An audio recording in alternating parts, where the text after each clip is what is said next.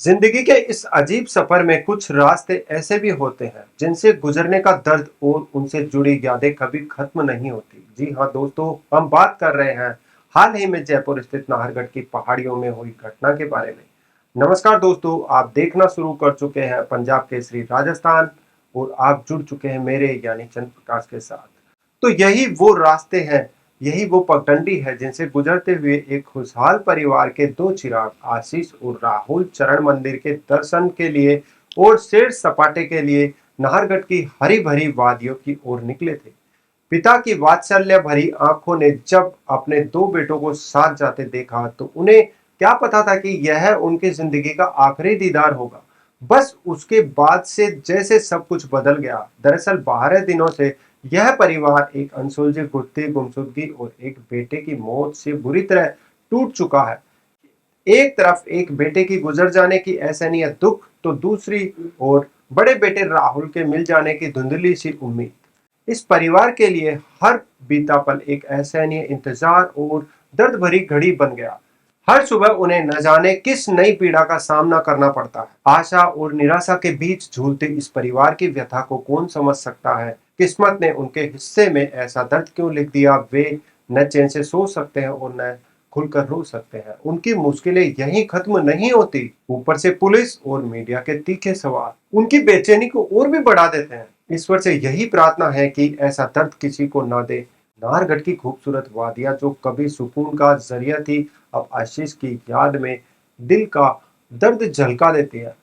कभी मन करता है कि इन वादियों को देखना ही छोड़ दे, तो कभी लगता है कि एक बार तो देख ले, शायद अपना राहुल उन रास्तों से घर आता हुआ दिख जाए। काश वह बता सके कि उस दिन क्या हुआ था, आशीष कैसे बिछड़ गया था, उसकी मौत कैसे हुई और कैसे राहुल इतने दिनों तक गुम रहा। यह एक हादसा ही था, लेकिन इससे पैदा हुआ जीवन का दर्द उम्र भर का है।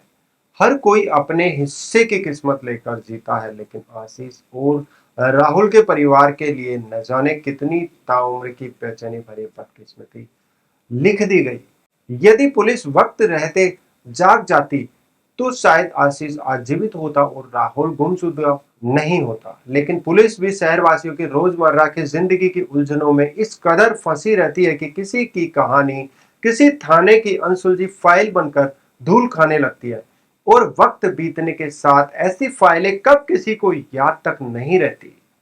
अब सवाल यह उठता है कि क्या आशीष की मौत और राहुल के गुमशुदगी का यह मामला जयपुर के उन अनगिनत अनसुलझे मामलों की तरह अबूझ पहेली बनकर रह जाएगा, जिनकी असल कहानी कभी सामने नहीं आई। या फिर हमें उम्मीद रखनी चाहिए कि हर कहानी का एक न एक दिन कोई नया मोड़ आता है।